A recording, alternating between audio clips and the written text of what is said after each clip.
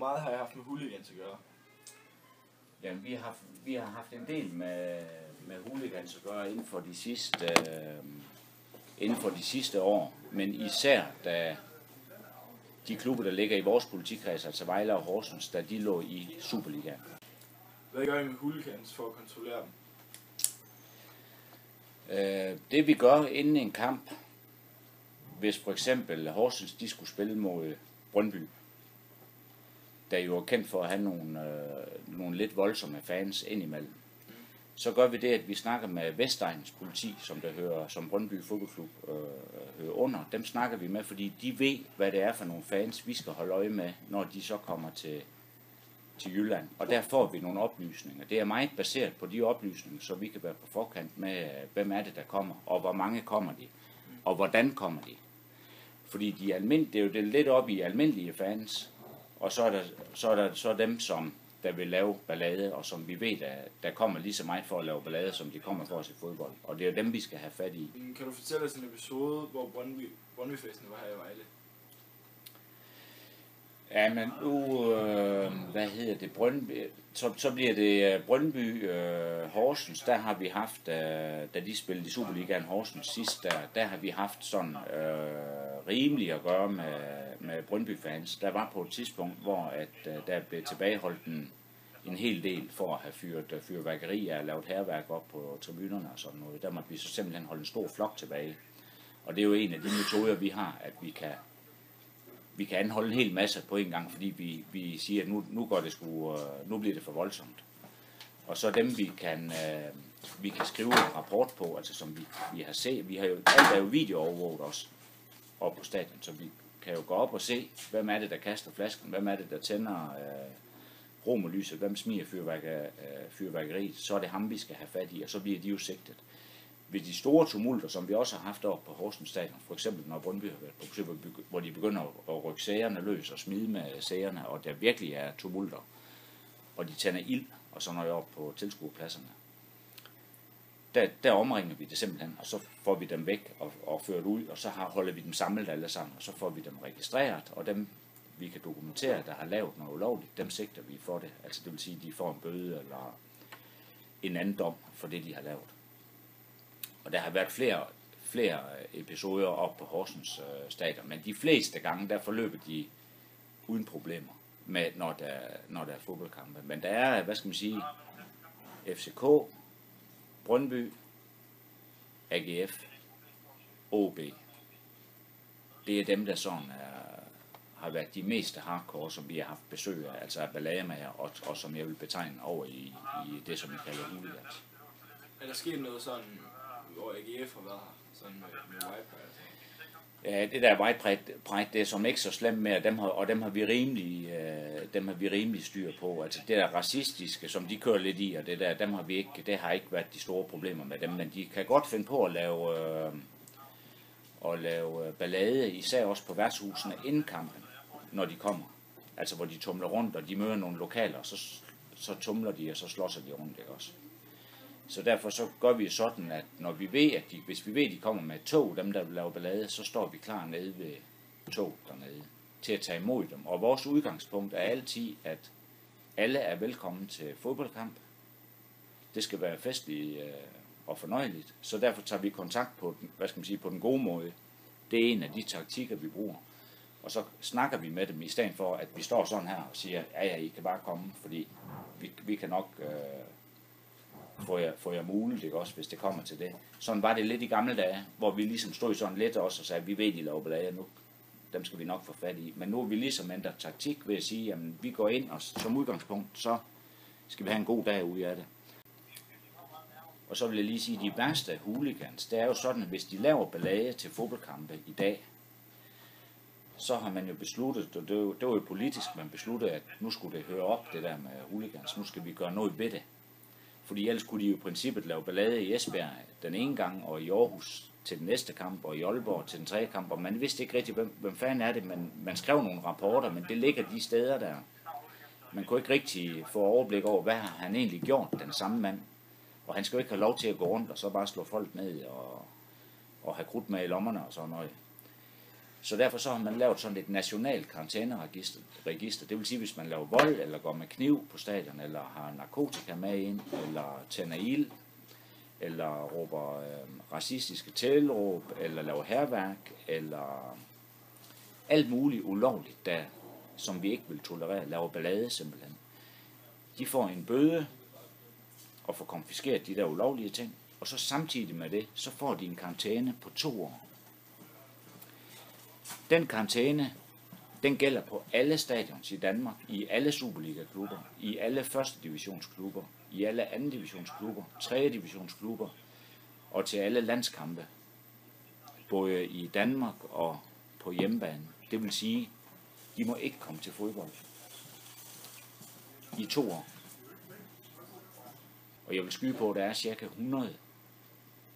110 stykker i det der register i Danmark, altså 110, og det er nok dem, man betegner som hardcore, altså hooligans, der vil lave ballade, og de har de der 2 års karantæner der.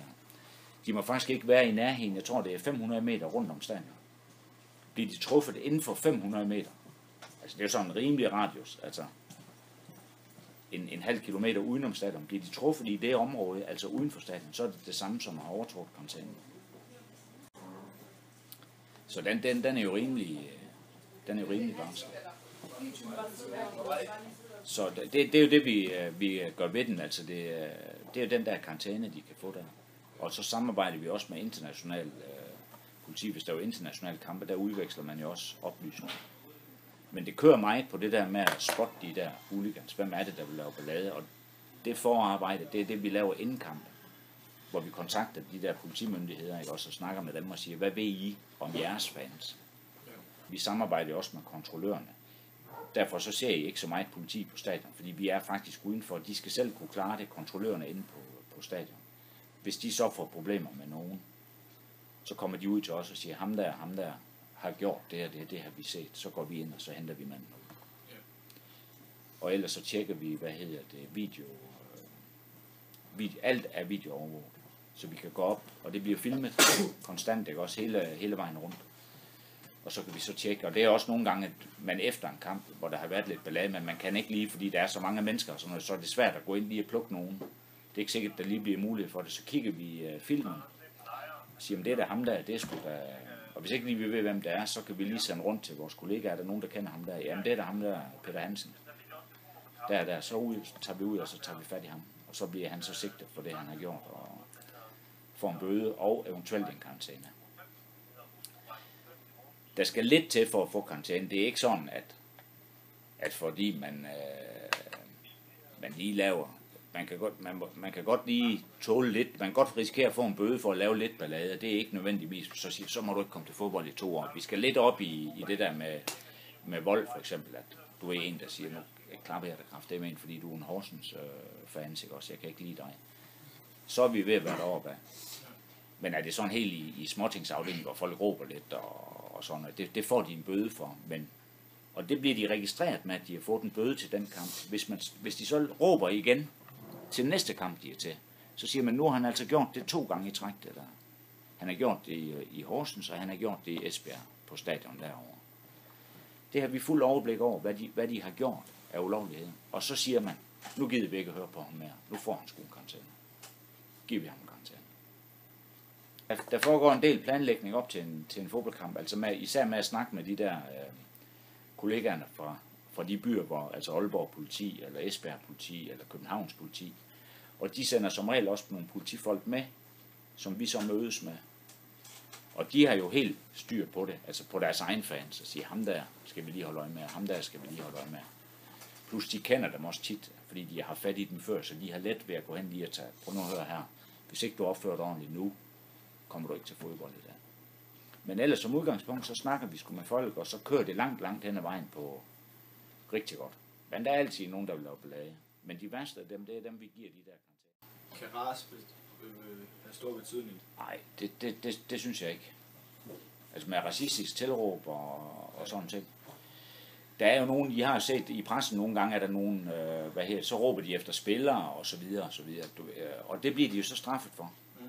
Og det vil også kunne give en karantæne, hvor vi havde et tilfælde oppe i Horsens også, hvor jeg tror, det var en flok OB-fans, de røg ind på et værtshus nede i byen. De ville jo gerne ind på værtshus.